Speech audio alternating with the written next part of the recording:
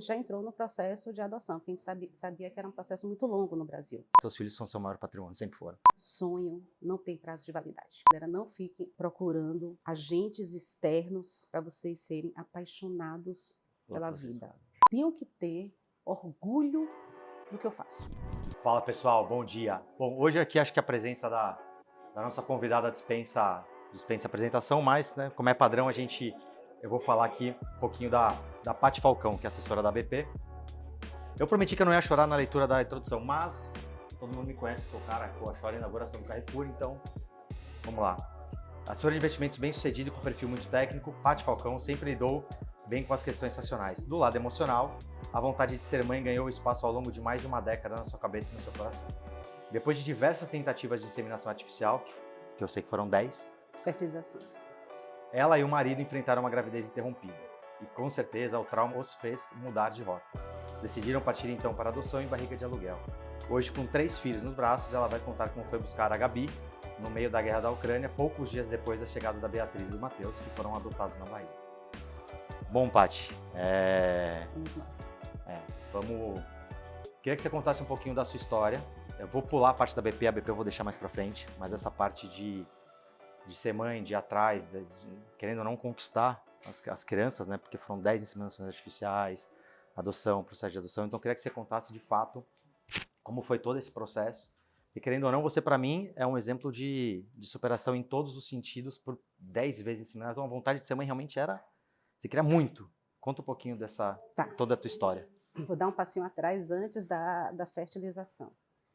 Eu estou casada há 20 anos e aí, meu marido, se dependesse do marido, casava no outro dia eu estava com barriga, né? Mas aí, minha vida profissional, nunca trabalhava em banco, sabia que isso era um problema que eu teria que enfrentar 20 anos atrás, é um pouco diferente hoje.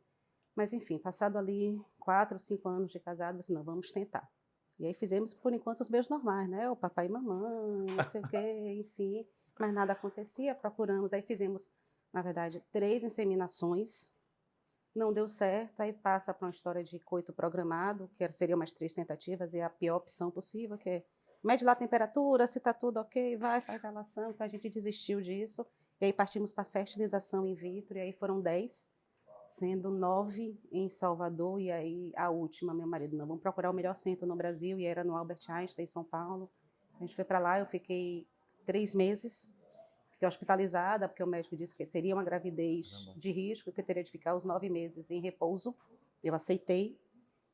Passei 3 meses, mas aí eu não consegui segurar. Com 3 meses e meio, eu perdi o bebê. E aí, paralelo aos processos de fertilização, a gente já entrou no processo de adoção, porque a gente sabia que era um processo muito longo no Brasil. É muito longo, porque a gente só queria que fosse bebê pequeno. Sim. E a justiça brasileira ela não separa irmãos. Então, teve ao longo desses últimos 12 anos, apareceu uma criança de 2 meses para a gente, mas tinha que vir junto com o irmão de 14 anos. A diferença de idade é muito grande. E a gente não queria. A gente entrou com o processo de adoção aqui no Brasil e também em Portugal. Meu marido é português, mas lá ainda é mais lento porque as pessoas não engravidam, né? A população não quer mais engravidar. E aí foram essas 10 fertilizações, enfim, há 2 anos atrás, eu trabalhando aqui no escritório, 4 horas da tarde, meu marido me liga, eu estou indo buscar nossos filhos. Eu disse, como? Aí pronto, aí comecei a chorar. E quanto tempo durou? Você tinha uma noção de quanto tempo duraria todo esse processo? Porque o Brasil realmente é bem demorado. É muito demorado, é muito demorado. E aí, há 4 anos atrás, a gente mudou nossa ficha, dizendo que a gente aceitaria gêmeos. Que era uma coisa que eu não queria, porque eu só queria um filho. Mas aí o médico, o pessoal da vara da infância falou assim, não, quanto mais você abrir o espectro, então assim, aceita negros, aceita gêmeos, aceita crianças com deficiência, quanto mais você aumentar, mais chance você tem. E a gente saiu de 6 meses, eu disse que aceitaria crianças até 3 anos e gêmeos. E aí meu marido me ligou e falou assim, estou indo buscar nossos filhos. Eu disse, assim, como? Eu comecei a chorar aqui no escritório, um desespero. Nossos filhos estão a 700 quilômetros daqui de Salvador. Vai ser um processo complicado, porque eles vão ser retirados de famílias onde eles estão, com mandato de polícia, e a gente precisaria estar lá no outro dia, às 7 horas da manhã, porque o local, uma cidade muito pequena, não tinha casa de acolhimento para criança de 1 ano. Caramba. Então, saí daqui da BP, meu marido me pegou, a gente foi arrumar sacola, chamei minha irmã para ir com a gente, aí enfrentamos a estrada de madrugada, pegamos 700 quilômetros, entramos escondido na vara da infância. porque a gente sabia, a juíza falou com a gente, disse que seria um processo bem complicado, negócio de polícia, que era para a gente ter muito cuidado. A gente deixou nosso carro na cidade próxima, alugamos um outro carro, a polícia foi com a gente entrou escondido na vara da infância. É uma história de filme o negócio. É um filme, é uma história de filme. Quase isso, é quase isso. Durante a audiência com o Ministério Público e a juíza, a gente soube que lá atrás só tinha um dos meninos, só tinha Matheus, que a Bia, a família, fugiu. Enquanto estava rolando a audiência, a polícia estava fazendo uma busca pelos arredores para tentar, então existia uma grande chance da gente sair só com o Matheus e depois a gente teria que voltar para buscar a Bia. Mas, enfim, deu tudo certo. Quando terminou a audiência, a Bia já estava lá na vara. A polícia nos acompanhou, colocou a gente num carro e acompanhou a gente até a gente sair daquela cidade, porque uma das famílias estava seguindo a gente. A polícia teve que parar para não ter problemas maiores. A juíza pediu, não deixou a gente sair sem cadeirinha, então a gente já teve que alugar um outro carro lá, porque 2 cadeirinhas de bebê, eu, meu marido, minha irmã, minha sobrinha, que foi também para ajudar a gente. Então não dava só no carro, a gente aluga um carro, compra 2 cadeirinhas. Na hora enfim, você não pensa em nada, né? Só quer resolver aquilo ali. Quando eu botei os meninos no meu colo, eu disse, meu Deus, eu não comprei nem fralda, que é que eu vou desesperada, e aí pronto. E a gente pega os meninos sem ter histórico nenhum, né? Então eu comprei mamadeira, chupeta, e aí na viagem de volta os meninos choravam, gritavam, não queriam comer nada. Eu disse, meu Deus, o que é que eu estou fazendo de errado? E aí depois que eu fui me tocar, que eles já não usavam mais mamadeira, eles já não queriam mais saber de chupeta. Aí a gente parou no meio de um posto de combustível, no meio deixado para comprar uma sopinha, enfim. E aí a gente estava num processo de barriga de aluguel na Ucrânia. A Ucrânia, ela é dos países mais desenvolvidos do mundo em barriga de aluguel, um processo legalizado. Eu fui para lá em dezembro, antes da guerra, fiquei lá 20 dias. Foi quando aconteceu a fusão da BP com a SVM. Quando teve a reunião para anunciar, eu estava na Ucrânia. As pessoas achavam que eu estava em Portugal, eu não queria contar para ninguém ainda. Eu lembro disso aí. E eu estava fazendo tratamento para tirar meus óvulos, tirar o material de meu marido, para fazer o tratamento na Ucrânia. E quando os óvulos iam ser implantados, estourou a guerra, suspende tudo, e vamos ver o que ia acontecer. Nada da guerra terminar, eu e meu marido, a gente resolve tentar fazer barriga de aluguel no México, que também é permitido, não é tão bom quanto na Ucrânia, a gente teria de entrar com um processo administrativo, mas vamos, já não seriam mais com meus óvulos, porque o médico disse que eu estava correndo já problemas de saúde por conta da quantidade de hormônios que eu tomei ao longo da minha vida, então eu desenvolvi problema no útero, no ovário, em trompas, fruto dessa carga hormonal. Aí meu marido foi sozinho para o México, a gente escolheu a doadora de óvulos, através de um book que a clínica entrega para a gente, e a gente ficou com o processo no México, ficamos com o processo na Ucrânia parado. A guerra não terminou, eu já agoniada, porque apesar de eu querer ser muito mãe, também tinha um limite, eu estou fazendo 50 anos esse ano, então tenho essa cara de menina, mas não sou tanto assim.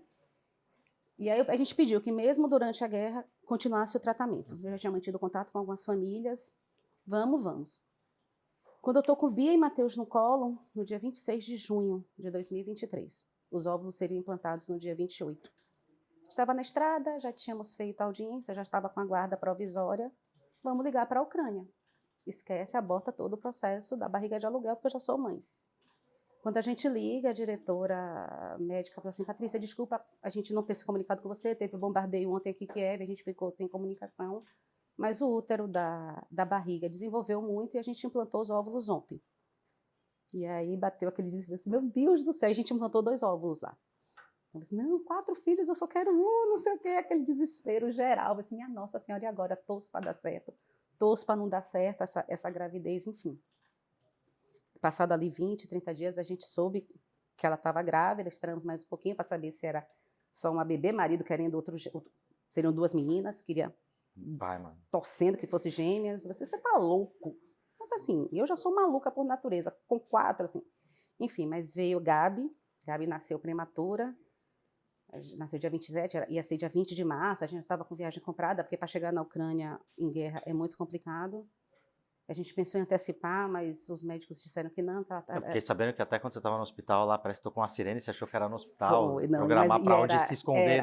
Quando chegou lá na Ucrânia, caos, a gente recebe o treinamento, né, para a questão de ida para a banca, a gente já tem que ficar com a mochilinha pronta para qualquer sirene, a gente corre, mas a clínica, sim, a clínica dá todo um suporte, e eu fui muito abençoada, porque nos 10 dias que a gente passou lá, a gente não teve, assim, nenhuma situação muito séria. Tocou essa sirene, a gente pegou ali a mochilinha para descer para a própria clínica embaixo, eles tinham uma estrutura, aí tinha umas 20 famílias do mundo todo, com bebê, sem bebê, enfim. Aí pronto, com 15 dias de nascida, a gente chegou lá, Gabi já tinha nascido, tinha 10 dias, porque a gente não conseguiu antecipar voo, trem, porque foram 20 horas de trem para conseguir chegar, atravessar a fronteira da Polônia para a Ucrânia. E aí, Gabi, com 20 dias, a gente fez a volta aí de 20 horas, 24 horas de trem. Com um bebê de 20 dias. Com um bebê de 20 dias, né? Um militar muito presente nos trens por conta da guerra, a situação ali dos refugiados na fronteira com a Polônia é bem triste, quem passa, é bem complicado. Aí depois mais 4 horas da Polônia para Portugal, depois mais 8 horas de voo. E aqui estou eu, com um casalzinho de gêmeos que está fazendo Agora amanhã. É a parte que eu vou fugir do script, que eu fugir. Amanhã os gêmeos fazem 3 anos. Gabi fez há 10 dias atrás 1 aninho. 1 aninho. Agora a parte que eu falei que eu ia fugir do script, que eu ia fazer ela chorar. Se você não puder falar, a gente sabe que existem questões legais que você pode falar, falando off depois, sem problema. Mas eu fiquei sabendo que depois de um tempo que você já estava com os gêmeos na família, parece que a avó paterno-materna entrou na justiça para tentar recuperar. Eu queria que você contasse como é que foi aquele momento que você descobriu isso, o que você sentiu naquela hora de falar, cara, porque querendo ou não, a gente sabe que para você sempre falou isso muito claro, teus filhos são seu maior patrimônio, sempre foram. Então, esse processo está finalizando ainda, assim, essa semana deve estar saindo já daqui do Tribunal de Contas, porque aconteceu, em paralelo ao processo de adoção, está acontecendo um processo crime contra a mãe biológica, porque ela vendeu os filhos para 2 famílias. Então, eles estavam separados. A Justiça, o Ministério Público recebeu denúncia, e aí foram atrás dessas famílias que estavam de forma ilegal com essas crianças, e aí por isso que eles foram tirados com mandado de prisão. Da avó, que junto com a mãe fez todo esse processo da venda, e aí quando a Justiça entrou com o processo da destituição do poder familiar, porque para acontecer a adoção é preciso que aquelas crianças não tenham mais mãe. Mais vínculos. Né? Assim, é emitida uma nova certidão de nascimento, como se a história deles tivesse começado a partir do momento que eu peguei eles no colo. Mas aí a avó, que perante a Justiça, em tese, tem mais direito do que a gente, né? Passado a mãe, a avó, ela entrou com um pedido na Justiça pedindo a guarda dos netos. E aí tiveram algumas audiências, a última audiência que teve foi uma audiência de mais de 12 horas, eu não fui, quem foi meu advogado, foi lá no interior, com as 2 famílias que estavam com essas crianças, com a avó, e aí por isso que o processo de adoção demorou tanto, porque a Justiça faz todo um perfil para ver se aquela avó tinha condições de cuidar, enfim, mas a gente acabou conseguindo provar que a avó tinha sido parte envolvida no processo e que essas famílias estavam pagando novamente essa avó para que pegasse a guarda e que depois entregasse de volta para essas famílias. Então, o Ministério Público não deu nenhum ganho de causa para a avó, mas esse processo demorou aí quase 1 ano. Angustiante e demais, a gente, né? esperando o resultado. Mas aí agora, com certeza, não tem mais chance nenhuma de meus filhos saírem daqui do meu colo. Os 3 pequenos representam para você? Hoje, mais do que tudo, se existe como falar isso, é mais do que tudo.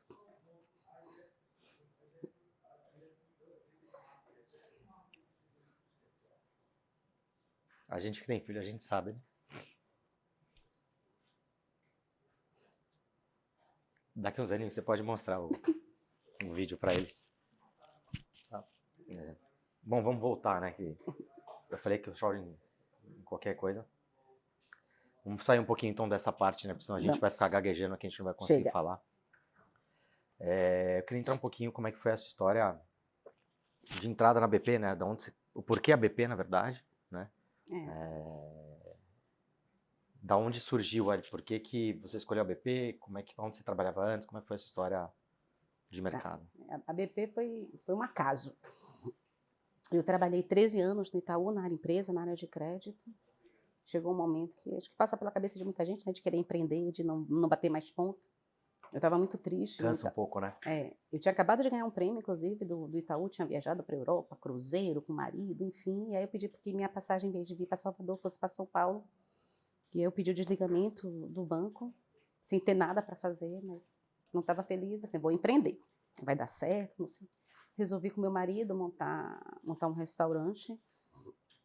Totalmente Meu marido, fora, né? nada, assim, a ver uma com o mercado. maluquice, assim, tá? Uma doideira. Meu marido gostava de cozinhar, cozinha muito bem, gosta de cozinhar, então E você falou que vai a cozinha dar bem certo. demais, Então vai dar tudo certo.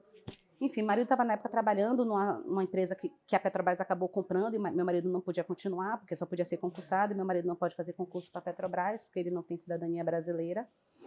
E aí ele saiu não, vou empreender com você. E a gente acabou montando um restaurante, o primeiro ano deu super certo, ganhando um dinheiro bacana. Não, um restaurante só, para os 3 é muito pouco, vamos abrir 2, vamos abrir 3. Chegou a crise aí da época de Dilma, ladeira abaixo, ladeira abaixo, ladeira abaixo. Mas você já percebeu que eu sou cabeça dura, né? Então, não, vamos conseguir, vamos conseguir, vamos conseguir. E aí foram 5 anos só de problema, gastamos tudo que a gente tinha, que não tinha. Quando a gente já não conseguia mais pegar dinheiro emprestado em banco, dívida batendo na porta de casa. Assim, não, calma, alguém tem que voltar para o mercado de trabalho. Não dá para os dois estarem numa coisa que está falida. A gente aqui não quer aceitar. E vamos distribuir currículo. Assim, nessa altura eu já tinha 40 anos, 40 e pouquinho. Voltar para banco, nessa idade, banco não quer. Meu irmão é cliente da BP e pediu que Luzbinha, que Ricardinho, não, conversa com ela sempre foi muito boa. E aí eu bati na porta lá da BP, eram só 8 na época, 6 anos. Não era nesse prédio? Não era ali perto do Shopping da Bahia, atrás do Shopping da Bahia. E aí é para atender um pedido de um cliente, me entrevistar, assim, meio que, deixa eu entrevistar para ficar logo livre disso. Não, se você passar na Ancor, parece aqui. Eu me matei de estudar. Assim, Naquela época era assim, né? Passa na Ancor e vem aqui. Eu disse, meu Deus do céu, o que é isso? Investimento. O máximo que eu conhecia era um CDB. Não sabia nem que era um fundo multimercado. Mas, enfim, estudei com 15 dias, bati lá na porta, aqui, certificado da Ancor. Agora vocês vão ter que me engolir, né? Não tem jeito. Vou ter que trabalhar agora. Pronto. E aí comecei lá, sem ter cliente, 6 anos fora. Faz quanto tempo? Vai fazer 5 anos e meio. 5 anos e meio. Sem ter cliente, sem saber o que era investimento, já tinha perdido todos os meus contatos com meus clientes, 6 anos fora de mercado financeiro.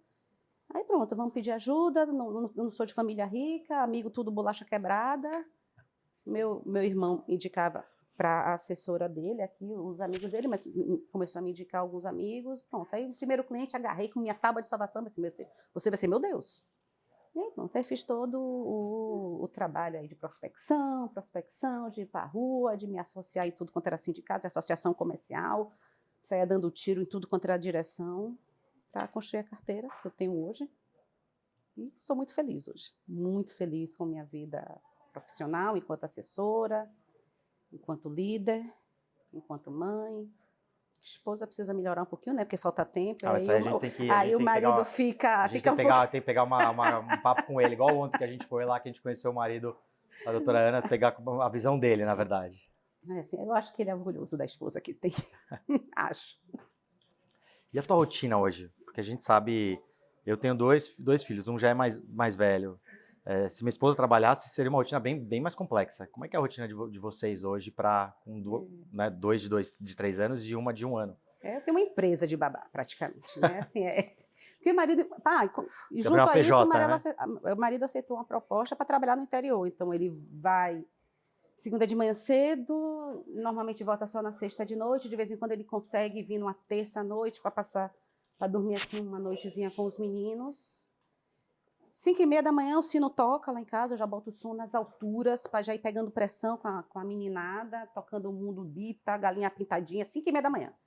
Dispara, para eu poder ali tomando banho com eles, dando café para eles, aquele momentozinho que eu estou junto. Eu tenho 2 babás o tempo todo comigo, durante a semana. Elas chegam de manhã? Uma dorme comigo e a outra chega às 7 da manhã e vai embora às 7 da noite. E aí, 10 para as 7 da manhã, eu saio de casa para deixar os gêmeos na escola. Eles ficam o dia todo, ficam de 7 da manhã às 5 da tarde. Aí venho para a BP, chego aqui na BP, na SVN, 7h30, 8 horas. 8 horas eu chego aqui, aí fico aqui de 8 da manhã até umas 7 da noite, que aí quando eu tenho 10 para as 7, 15 para as 7, que aí eu volto para casa, porque a segunda babá vai para casa. E aí uma só para dar conta de É 3, difícil. e eles chegam com a energia lá em cima. A gente acha que vai chegar derrubado, muito pelo Nada, contrário. doida para dar um calmantezinho. Calma, meu amor, mamãe. Senta, mamãe. Mamãe não tem joelho para sentar, meu filho. Levanta, mamãe. Calma, filho. Mamãe acabou de sentar. Então, e é isso. Aí é essa rotina, assim, se não forem... Não conto com a ajuda de meus pais, meu pai já tem 87 anos, minha tem 84, minha irmã tem 60 e poucos anos, aposentada, mas toca a vida dela. Então, sou eu, no dia a dia, com minhas babás. E aí eu tenho um anjinho que já trabalhava comigo há um tempo atrás. Tem um cachorro idoso paralelo, junto com isso, que no primeiro passeio dos gêmeos foi atacado por um pitbull. E Quase um quarto filho, né? Quase um quarto hoje filho. de noite me dá mais... Porque por conta do ataque do pitbull, ele criou uma ansiedade, então ele demora para dormir, tem que tomar medicamento para dormir, só dorme se eu estiver deitada junto com ele. Caramba. Então, assim, quando eu viajo, assim, semana passada eu estava viajando, próxima semana estou indo prospectar lá no Amapá. Aí eu deixo com minha mãe. E aí minha mãe do cachorrinho, que minha mãe mora em casa, então deixa o meu cachorrinho no terreno e está tudo certo. E o momento da chegada em casa, quando você chega no final do dia, encontrar as crianças? Aí, Ave Maria, aí o cansaço, né? Porque eu saio daqui, a gente sai do escritório parecendo que passou um rolo compressor na gente, né? A depender do quantidade de resgate que eu tomo, doida para tomar 2 garrafas de vinho, porque uma só não é suficiente. Mas é quando eu vejo aqueles gritos, e o mamãe com a mãozinha, aí contando Vem como é que foi, correndo. Ave Maria. É bom demais, surreal. né? Aí eu digo, aí quando eu vejo aquele sorriso daqueles meninos, eu falo com o pessoal assim, gente, bota uma coisa na cabeça. Sonho não tem prazo de validade. Não tem. Isso. Segundo momento. Segundo. Que a gente que tem filho, a empatia é muito grande, né? Você lembra de... Eu lembro de eu chegando em casa, meu filho pequenininho, correndo e tal, né? É bem... Quando fala de filho, pra mim, é um negócio que me arrebenta, cara. Não tem... É surreal. A gente suporta tudo, cara, mas quando fala de filho, é muito difícil. Até perdi agora a ordem do... Minha penquinha. Que é uma penca, né, gente? Não é uma penquinha. Ai, deixa eu... Me perdi aqui agora, perdi o fluxo do negócio aqui. Eu tenho uma pergunta boa aqui que eu tinha colocado, que eu já tinha falado na introdução, que sua vida parece de fato um filme, né? Acho que só essa parte da inseminação, da fertilização, da Ucrânia e dos processos daria um seriado praticamente. Ai, gente, nesse ínterim, uma coisa tão interessante, assim. Há um tempo atrás, lá há 4, 5 anos, minha prima me liga, eu tenho uma prima que mora em Maceió. Prima, tem uma menina aqui que já teve 4 filhos, mas ela não quer ter mais filho. Vamos acompanhar a gravidez dela. E quando o bebê, do interior, quando o bebê nascer, você pega ele. Eu falei assim, não vou fazer isso de jeito nenhum, porque isso é ilegal no Brasil. Mas eu vou ajudar essa menina, então fale com ela que todos os tratamentos, ela é uma menina carente. E todas as 3, ela tinha tido 4 gravidezes, todas as gravidezes que essa menina tinha, 22 anos. Ela tinha dado o filho lá no interior das Alagoas. Eu disse, eu não quero porque não vou fazer nada que seja legal. Se for para fazer alguma coisa legal, eu não serei mãe. Mas eu vou ajudar essa menina. E aí paguei todo o tratamento dela, todos os exames, pré-natal, enfim. Nunca conheci essa menina. E no 8º mês de gravidez dela, essa menina teve uma infecção urinária. Faleceu ela e faleceu o bebê. Eu assim, meu Deus, eu estou ajudando. Assim, não ia pegar essa criança de jeito nenhum, mas tudo que vai, assim, minha Nossa Senhora, chegou um momento que você me perguntava assim, meu Deus, será que eu estou sendo assim tão cabeça dura? Porque o universo está me dando tantos sinais que não é para eu ser mãe. Será que eu tenho que esquecer isso? Será que eu não estou batendo em ponta de faca? Que não, meu projeto não é esse. Daqui a pouco é para eu ter só meus afilhados aqui no escritório, que eu já tenho 10, né? É como se fossem meus filhos. Eu me perguntei, durante muito tempo eu me perguntei, assim, eu estou indo contra a maré. Deus tem outro plano para mim. Pensei muito nisso. Parar no meio do caminho. Mas, graças a Deus que eu sou cabeça dura. Aí te deu 3 uma vez. E meu marido também. Assim, e aí todo dia eu peço assim, meu Deus, olha, eu esperei 15 anos para ser mãe, só queria 1. Você me colocou 3. Agora você vai me ajudar. Você vai me ajudar, me dê mais forças, porque eu tenho que dar o que for de melhor para eles. Se você tivesse que elencar, acho que nesse processo todo ali, obviamente a parte da adoção a gente sabe que foi extremamente complexo todo o processo, mas se fosse elencar desde lá de trás, dos restaurantes, os processos e tal, quais seriam os momentos mais desafiadores que você... Esse foi o que você acabou de falar, né? Foi um deles que você falou, pô, será que realmente é para eu ser mãe ou não é para ser mãe? Acho que se questionar dessa forma é muito difícil, né? Quando você tem um sonho há muitos anos e parar para se questionar, pô, será que eu tenho que abrir mão disso? Até a guerra, até Putin, gente, assim, no dia que ia implantar meus ovos na barriga da mulher, estourou uma guerra. Então, assim, meu Deus do céu, o que está acontecendo? Esse foi um dia muito difícil. Eu estava fazendo uma viagem com meu marido, era no Carnaval. Eu estava fazendo uma viagem com meu marido nos cânions aqui de São Francisco, já doida, passando mensagem. Não, a mãe já vai passar mensagem para a clínica para perguntar como é que foi a implantação. A gente acorda de manhã, a história da guerra. Assim, a dor que eu senti naquele dia, eu não conseguiria descrever hoje. A última fertilização in vitro, quando eu fiquei hospitalizada em repouso. E é o primeiro ultrassom bacana, o segundo ultrassom bacana, no terceiro o médico disse, não, a gente já não teve mais crescimento, então ou você vai ter algum sangramento aí forte nos próximos dias, a gente vai ter que fazer uma internação para fazer curetagem. E o processo de curetagem é muito... Não, eu não fiz. Não, graças. Eu não fiz, Falam não precisei. Muito... Acho que a dor maior não é nem a física, é a emocional de fazer esse processo. Eu não precisei fazer. E assim, eu fiquei muito sofrida durante o processo todo. Eu disse, gente, eu gastei o dinheiro que eu não podia, porque cada fertilização dessa você gasta, sei lá, mais de 20, 30 mil reais. Usei minha saúde, que eu já não tinha, e minha cabeça ficou muito louca, porque você vai para uma clínica, você vê ali, que a cada 3 dias você tem que ir fazer exame de sangue para acompanhar, e o óvulo está crescendo, e tira óvulo, né? Enfim, e aí você chega numa clínica ali, 10, 12 mulheres, você vê um monte de mulher grávida, e não sei o quê, você vai dando um desespero, assim, meu Deus, eu não quero ter aquela inveja má de, né? Mas você olha ali, por que ela, não eu? Isso não tem como não passar natural, na cabeça, né? da gente. Eu não desejo mal de ninguém, mas eu quero o meu bem. E porque elas podem ou não.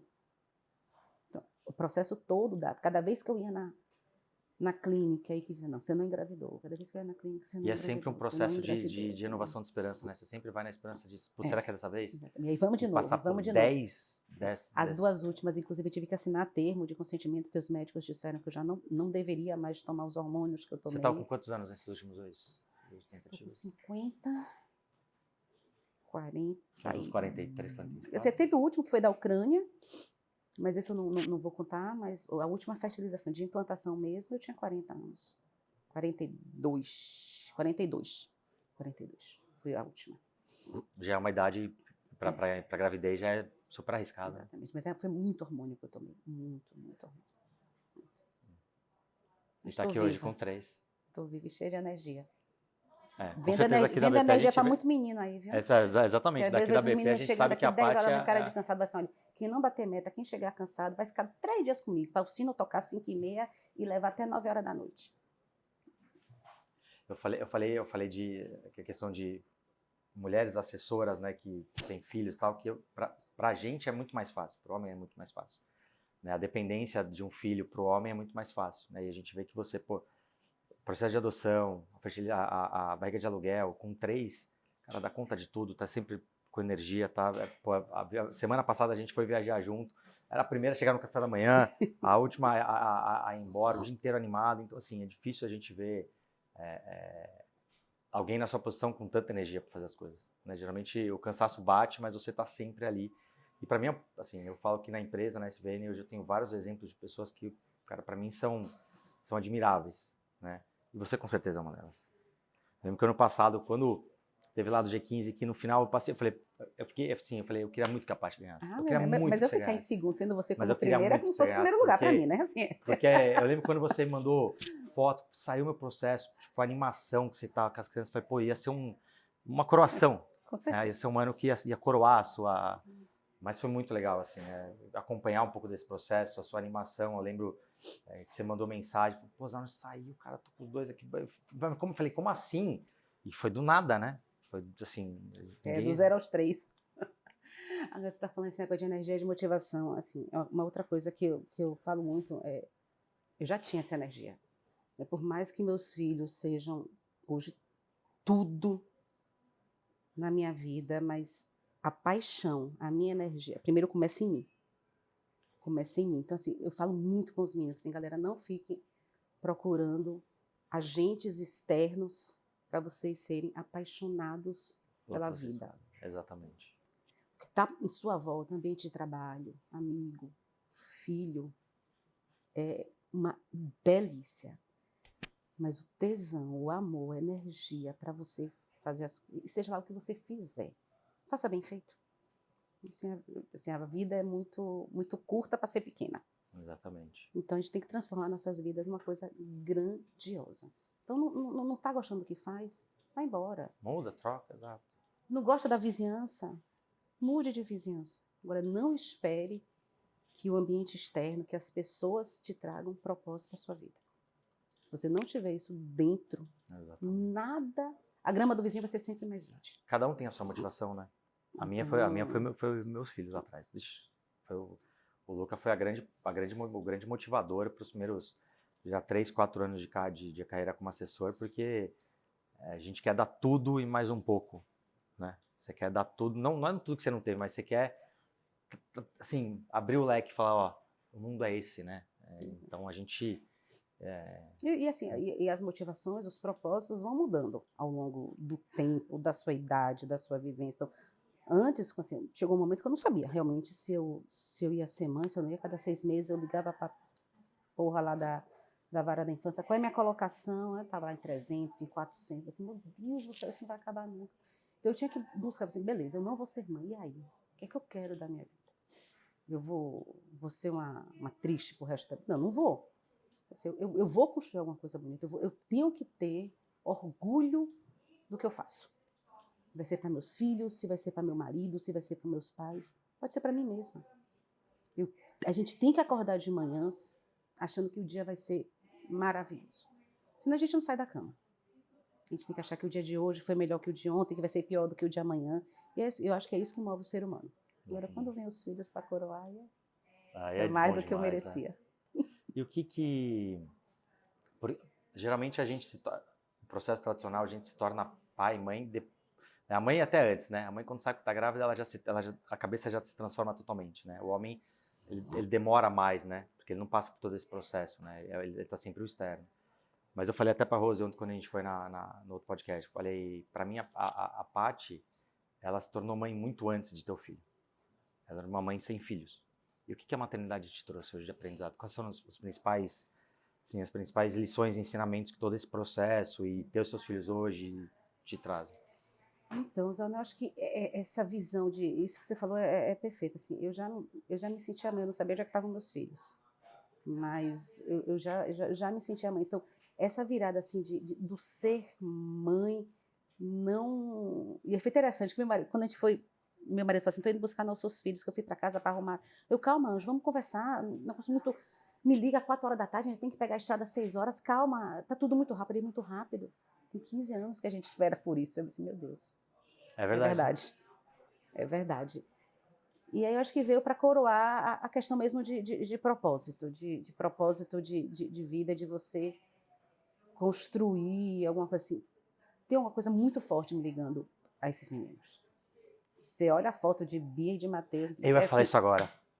Sai, quem disser que não saiu da minha barriga. A médica ela falou que ligou para você, se prepara, porque eles falaram que são a cara de vocês, assim, a cara de vocês. É a minha cara. A Bia e a sensação de você pegar a criança do eu não e olhar assim, aí eu não divulgo muito, assim, não tem nenhuma foto de Bia e de Matheus. Eu não sou muito de rede social, mas assim, de vez em quando eu posto de Gabi, tudo, eu não boto de Bia e Matheus por conta do processo da avó, dessas famílias. Eu não sei quem são essas pessoas, não sei. Então, assim, eu preciso... Na escolinha, sempre quando aparece foto da turma, a foto deles aparece com um coraçãozinho para que ninguém veja a imagem deles. E ainda vou manter um tempo. Até perder um pouco da fisionomia, talvez. Né? Eu não sei quem é o outro lado. É uma região que a gente foi buscar, uma região que passa muito tráfico de drogas aqui. É uma rota muito forte da Bahia de tráfico de drogas. Eu não sei quem são essas pessoas. Se me seguiu na estrada para pegar meu filho de volta, eu não sei o que é que são capazes de fazer. Então, mas Bia nasceu da minha... Ela tem o meu gênio e a minha fisionomia. Se você pegar uma foto minha pequena e foto de Bia, então assim, o dedo de Deus está nessa história. Eu não tenho a menor... Não tem como falar que não tem, né? Ela é a minha cara. Não precisava ter um gênio tão parecido. Mas vai ser o Suduro de rua. Mas assim, em todo esse processo, sim, qual acho que o maior aprendizado talvez que você tenha tirado de todo esse processo? Eu acho que é aquela frase que eu disse, Isau, assim, de você não desistir. Nunca, né? Enquanto você não estiver ultrapassando o direito do outro, enquanto você não estiver magoando o outro, assim, nesse momento todo, eu não infringi lei nenhuma, eu não ultrapassei o espaço de ninguém, mas eu criei minha trilha, Muito pelo contrário, tentaram ultrapassar o seu espaço. todos os obstáculos que apareciam na minha frente, porque eu tinha um objetivo. Isso a gente tem que carregar para a nossa vida, seja na nossa vida profissional, emocional, assim. A gente não pode deixar se abater pelos problemas. O problema vai existir sempre. Eu tenho um mundo de problema. Eu tenho um problema em casa, eu tenho um problema no trabalho. Todo mundo tem. Todo mundo tem, mas não é isso que pode derrubar a gente. Exatamente. Bota assim, ó, foco, seja no que for na sua vida. E não desista. Não desista, porque Deus, o universo, a energia, a Buda, pode dar qualquer nome, né? Quem você chamar, mas que tem algo que está acima da gente. Isso com certeza. E que nos ajuda, pode não vir na velocidade. As respostas podem não ser exatamente aquelas que a gente gostaria de ouvir. A velocidade pode não ser exatamente aquela que a gente gostaria que fosse, mas as coisas acontecem. As coisas acontecem. E geralmente, quando você... Eu não sou uma pessoa extremamente religiosa, mas quando você fala assim, eu vou pedir, eu preciso de força, você pede força, Deus não vai te dar, né, a energia, o que for, ele não vai te dar força, ele vai te dar oportunidades para que você seja forte. Geralmente as oportunidades são cheias de dificuldades. Exatamente. Né? Para você provar que de fato a você vida é não forte. É fácil.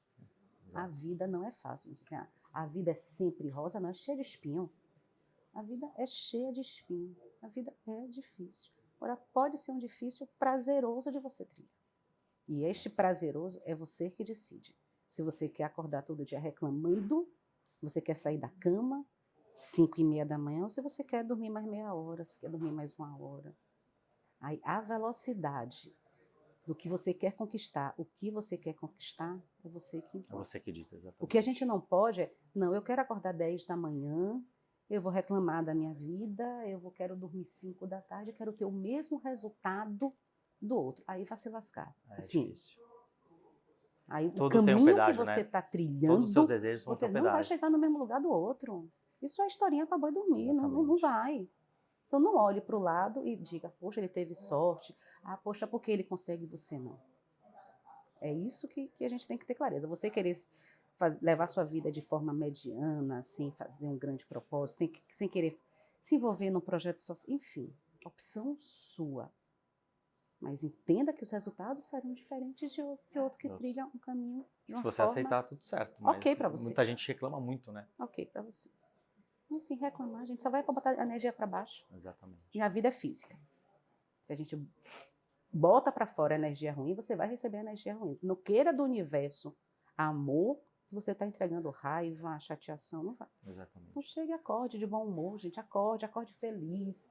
E viva. Viva, que é muito bom. Mesmo bom. Com todos os espinhos, com todas as pedras. É bom demais, né? É bom demais. E a relação com o teu marido, pré as crianças e pós as crianças, como é que tem sido? Aí pós tá porque muito melhor. Desafiador, mas o pós é desafiador, né? Mas está muito melhor, porque tinha um vazio muito grande. Ele tinha o desejo de ser pai também? Ele muito queria... mais. Sério, muito assim, mais? Eu nunca queria... Assim, quando eu me casei com ele... que você falou que casou eu não queria ser mãe. Eu demorei um tempo para ser mãe. O que mudou, né? O que mudou para você? Você falou, eu não quero. Do nada você falou assim, nossa, me falta algo. É você, assim, eu já estava... Chegou um momento de eu ter uma situação financeira, eu construí lá atrás, antes dos restaurantes, uma situação financeira boa. Né? Eu podia viajar 2 vezes por ano para fora do país, tudo, construir um patrimônio. Assim, meu Deus, vou deixar isso para quem? Qual o legado, né? Meu pai, até hoje, com 86 anos, 87 anos, me dá ensinamento de vida. Eu vou ensinar para quem? Eu vou deixar para quem? Meu marido ficava assim, essa caixinha aqui de joias, meu marido todo ano de casamento me dá uma joia, eu tenho uma caixinha ali. Você vai deixar para sua sobrinha? Ele falava isso. Ou quer deixar para seus filhos? Isso vai alimentando, né? Vai. Então, assim, a relação é mais complicada, né? Às vezes, assim, eu esqueço que tenho um marido, porque o filho no meio da noite acorda para ir dormir no meio da gente, tá numa fase que... Mas, enfim, tinha um buraco. E eu acho que não sei se eu continuaria com meu marido. Era um buraco tão grande que eu não sei se a gente conseguiria viver junto com esse buraco. Então, os meninos também vieram meio que como uma colinha, sabe? Uma coisa que já era muito boa. existe uma relação muito forte de respeito. Meu marido admira pra caramba a minha vida profissional, que não é fácil. Eu tive uma vida no Não é Itaú fácil. de sucesso. Não é Estou fácil. com uma história de assessoria que eu acho que eu estou construindo uma história muito bacana. Por vezes, meu marido ficava sem trabalhar e eu era a única mantenedora da casa. Então, você ter um homem que aceite isso É difícil. e Exato. incentivando é muito difícil. Então, assim, eu sou grata demais pelo marido que eu tenho. É outra bênção que eu tenho, assim, é um anjo. Ele não vai nem passar pelo purgatório. Vai direto. Vai direto pro céu, porque me aguentar 20 anos não deve ser fácil. E você falou muito dos seus pais. E seus pais, quando você levou a primeira vez as crianças lá? Não, meu pai ficou assim. Quando eu cheguei, liguei para meu pai 6 horas que eles moram aqui afastados de Salvador, 50 quilômetros mais ou menos. Você precisa deixar Pantufa aí, é o nome do meu cão, porque a gente está indo buscar seus netos. Assim, eu acho que eu não devia nem ter falado. Meu pai com 85 anos, minha mãe com... Podia ter tido um... Minha mãe com estente no coração. Você não sei, mas você tá grávida, você tá grávida, pai. Você sabe que eu não posso engravidar, meu pai? Eu tô indo para aí, viu? Tô indo para meu pai explicar. Minha filha, gêmeos. E aí meu pai todo preocupado, gêmeos no interior, minha filha. Como é que vai ser isso?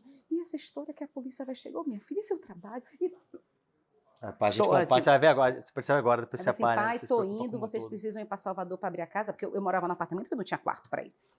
Era um quarto e sala. É isso que eu ia falar depois, como é que foi essa história do apartamento? Aí tive que ficar 60 dias na casa de meus pais, que foi para diminuir o tamanho da sala, do apartamento, para criar um quarto. Porque eu tinha feito, na verdade, tinha um quarto que eu transformei em closet, porque mulher gosta, né, de closet. Meu Deus, eu não sou muito de me arrumar tanto, mas tem umas coisinhas ali. Pronto, eu estava terminando de pagar o closet, foi destruído. Fiquei 2 meses com o closet, porque o closet virou o quarto dos meninos. Então, aí eu fiquei 2 meses na casa de meus pais, que foi o tempo para a gente fazer o quarto, preparar a casa para assistente social da vara da infância aí na residência, porque eles fazem visitas. Normalmente são 6 visitas, mas a gente faz reunião com assistente social, com psicólogo, mas com duas visitas e 2 reuniões com assistente social e com a psicóloga. Não, a gente não precisa fazer mais as outras 4 com vocês, não. Está mais do que consagrada a adoção. Mas aí também foi um período bem complicado. Né? Imagina, os meninos estarem se adaptando, né, a uma nova casa, uma nova chegaram família. Com que idade? 1 ano e 2 meses. 1 ano e 2. Então você já tem mais ou menos 1 ano e 8 que está com vocês. Exatamente. Foi em junho do... 1 ano e 10. Foi em junho. Na verdade, eu peguei com 1 ano e 3. Foi em junho do ano passado. E de 2023. E aí, imagina, né? A gente está se adaptando a essa... A gente nunca tinha trocado uma fralda. Eu não tenho irmã mais nova, eu fui filha caçula, eu sou a sobrinha mais nova, a neta mais nova. Então, meu Deus, trocar uma fralda, desesperador. Xixi, cocô, Ave Maria, enfim. E aí na casa de meus pais, né? É uma delícia, meus pais me ajudando pra caramba, mas a casa não é sua casa. Não é Você sua casa. já não mora lá há muitos anos, então a rotina deles... Não é. Você acha que você está atrapalhando a rotina? Eles atrapalhando a minha, eu atrapalhando. E aí, bem, eu peguei os meninos, ainda teve a viagem do G15 para o Chile. Eu estava com os meninos, com 15 dias, eu viajo para o Chile, que teve a viagem do G15. Eu falei assim, meu Deus do céu, deixar meu marido com minha mãe e meu pai na casa de meus pais, com 2 filhos, eu vou me mandar para o Chile. Não, mas eu vou. Nessa época não tinha babá ainda? Já tinha. A menina que mora, a senhora que trabalhava comigo. Ah, ela ajudava. Ficou lá, minha irmã me deu uma ajuda. Aí foi um período chato, essa convivência no dia a dia com meu pai, com minha mãe. São ótimos para ajudar, mas já estão mais ranzinhas, né? A ranzinzagem chega para todo mundo. E tá no preço, né? Já pode ser ranzinza. Pode, mas mais criou, do que pode. Criou filhos, já tá na... Pode. Tem 3 filhos, assim, meus pais fizeram o que podiam, fizeram mais do que podia aí, pelos filhos que têm. Então, assim, eu e meus irmãos, a gente tem... Você tem 3 irmãos? Eu sou fim de caixa. Né? A diferença entre eu e minha irmã são 12 anos, a diferença entre Final eu de e taxa minha ótimo, irmã é finzinho do caixa. A diferença entre eu e meu irmão são de 14 anos. Caramba. Eu tenho sobrinha de 38 anos. Caramba! Tenho uma sobrinha de 30, que é a madrinha que é a madrinha da Bia. Que legal. Que é a madrinha da Bia. Legal. Então a relação melhorou depois? Melhorou. Com meu marido, legal, com certeza. Com toda a dificuldade do dia a dia, com toda a dificuldade financeira, que não é fácil ter essa empresa de babá. Escola, enfim, plano de saúde. Mas é uma delícia. Hoje, então, como mãe, você é completamente realizado. Pode ser completamente Você não tem mais do que... Você ainda quer conquistar mais. Vai querer o quarto, não, né? Nem Nossa. pensar, né? A Tá bom. vasectomiazinha. É, pra eu vou não, fazer a porque minha também. tanto que é até bom, então você não pode engravidar, você tem problema de outra, não sei o quê, Mas mas vai ó, que, né? do jeito que Deus já me mostrou respostas por linhas tortuosas, uma vasectomia para garantir, porque Eu tenho um amigo que engravidou a mulher dele com o Dil, ele chama o filho de Dilzinho, é o apelido do filho é Dilzinho.